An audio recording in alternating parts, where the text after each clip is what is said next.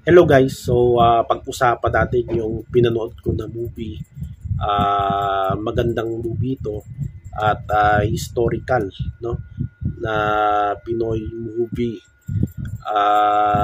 Pinanood ko to nung first day, yung kanilang first day ng pagpapalabas ng kanilang pelikula sa mga sinihan sa buong Pilipinas ay nung October 15, Wednesday.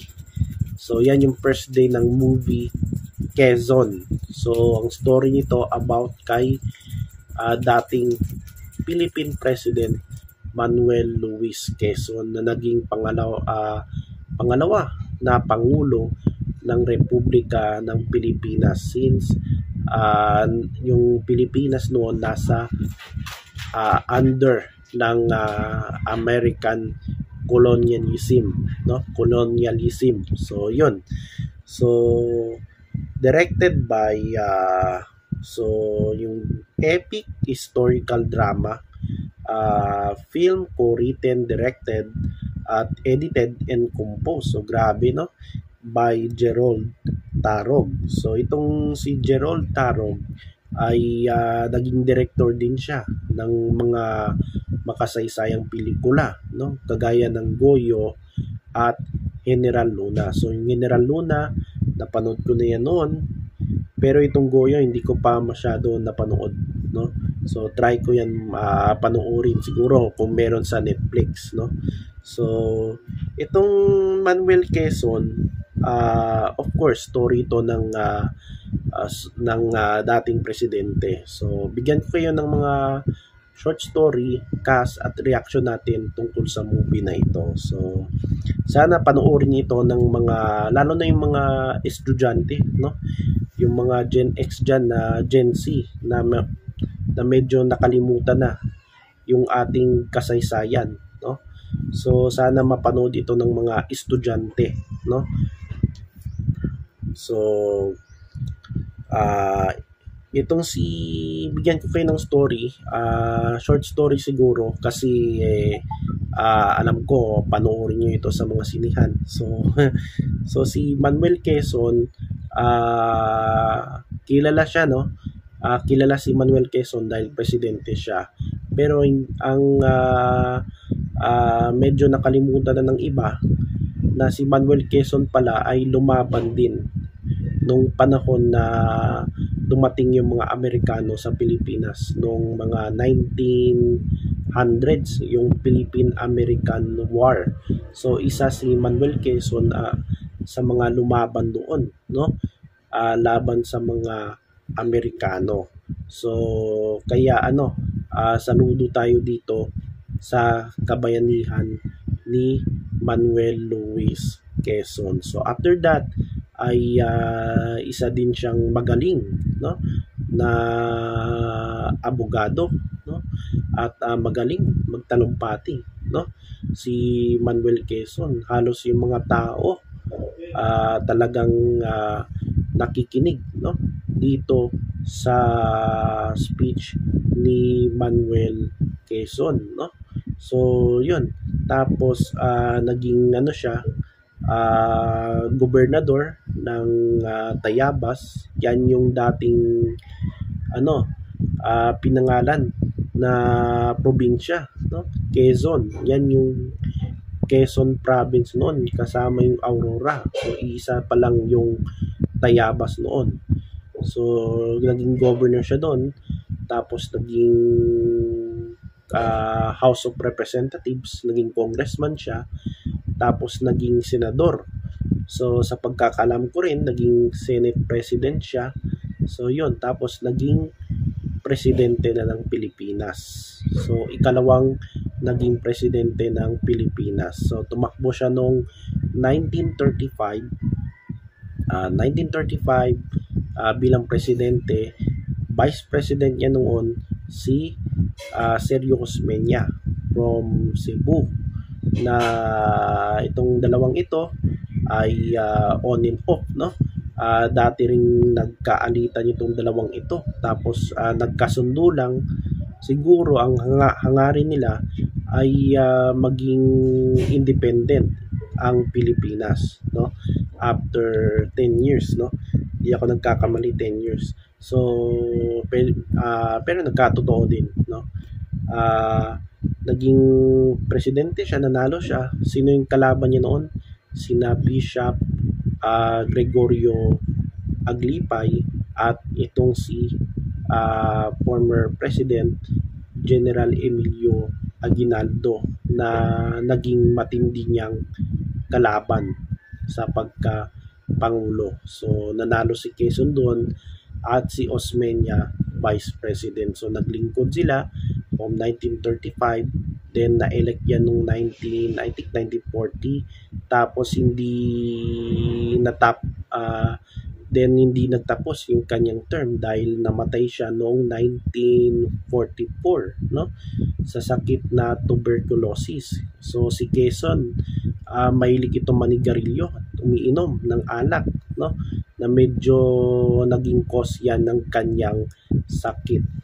So hindi natapos yung kanyang termino. So naging president si Sergio Osmeña at pagdating ng 1946 ay official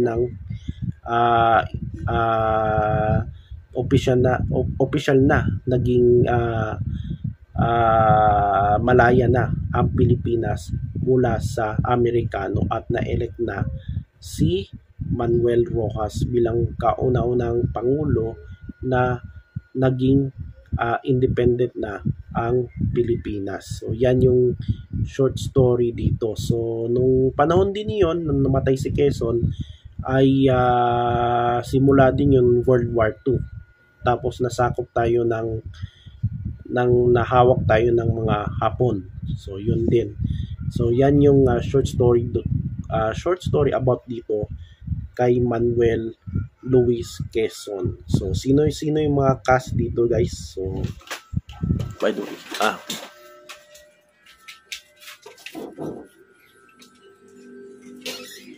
so sino yung mga cast dito sa pelikulang Quezon? So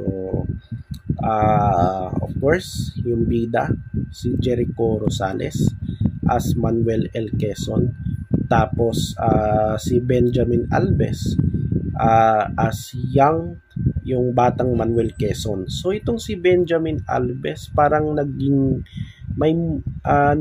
ano din ito, no? May movie din siya noon na Quezon. So gumanap din siya na Quezon dati. Itong si Benjamin Alves. So itong si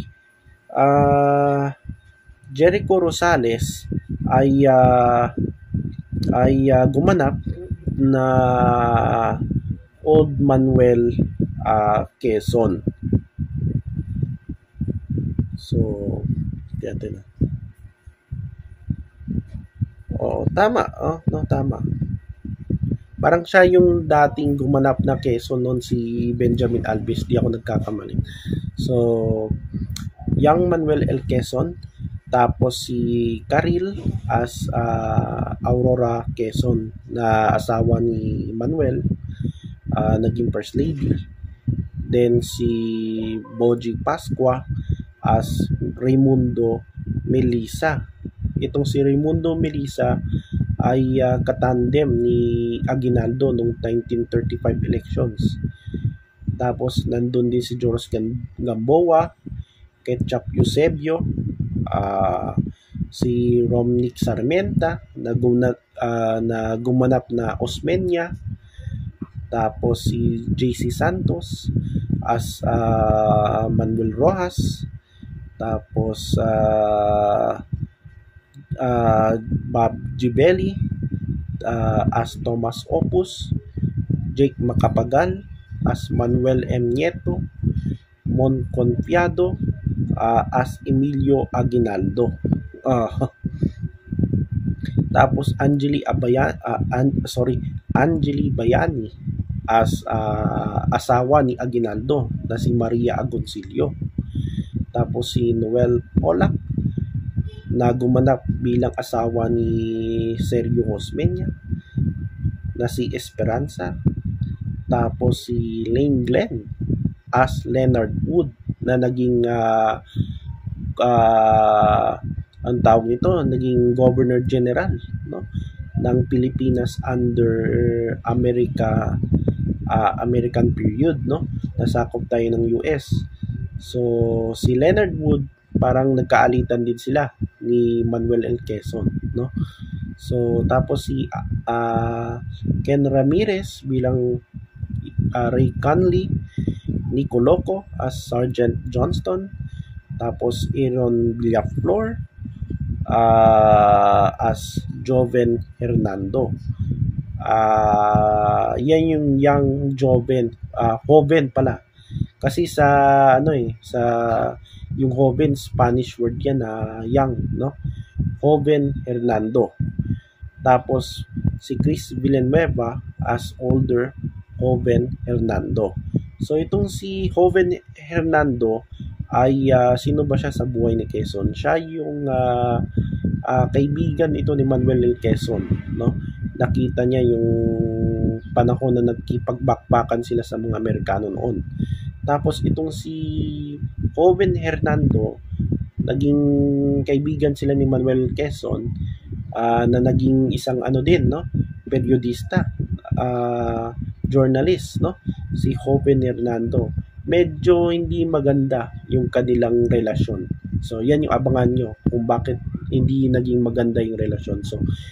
So itong si Quezon hindi man perfecto, no, itong si Manuel L. Quezon. Meron ding mga issue, no, na binabato sa kanya noon pa. So nung panahon ng mga Amerikano, yung corruption talaga nagsimula yan nung mga panahon na sinasakop na tayo, no, nung sinasakop tayo ng mga banyaga. So nandyan na yan yung mga corruption, yung mga skandalo, no. Kaya siguro medyo matagal-tagal tayo naging malaya, no, sa mga Amerikano, no. Bakit? Dahil siguro doon sa mga corruption. So yun. Tapos Therese Malvar as Nadia Hernando, anak ata ito ni Joven. Ana Abad Santos as Carmen Hernando, Gerald Uy, VJ Mendoza as journalist, at Jojit Lorenzo as Miguel Laureano. Ito si Jojit na nasa Batang Quiapo na si Enteng. So yan guys ang yung cast ng Quezon. Tapos reaction ko, medyo maganda yung movie, very related ito, no, lalo na sa mga nangyayari ngayon sa Pilipinas, no. So itong si Quezon, hindi man perfecto na politiko, pero I think si Quezon isa din ito sa mga pinagkakatiwalaan, no. Talagang mayroon talagang pagmamahal sa bayan itong si Manuel Luis Quezon, at hindi talaga nagpapagamit, no, kanino man. So yan yung wala sa atin, no, na wala sa mga politiko ngayon, no, yung katulad ni Manuel Quezon. So yan yung ating reaction. So sana mapanood ito ng lalo na yung mga kabataan na medyo kinalimutan na yung kasaysayan ng Pilipinas. So yun guys ang ating reaction ko, yung cast at story about dito sa Quezon. So sana panoorin nyo to guys, at habang hindi pa, no, hanggang wala pa yung hanggang nandyan pa yung premiere ng Quezon, sana panoorin nyo na, no. So yung first day tapos ko na siya pinanood. So dahil nagmura yung ticket, no, sa sinihan, no, sa Gaisano, from 200 naging 170 na lang. So yan, maganda din, no. Sana yung ginawa nila, no, ginawa din nila yan sa December, dahil dyan na yung mga maraming pelikula, lalo na yung mga Metro Manila Film Festival movies. So sayang lang hindi nasama itong Quezon, no. Sana nasama sila dun, kaso mukhang nauna na, no. So yun guys, at ang ating topic natin about dito kay Quezon. So yan guys, at kita-kits sa next video.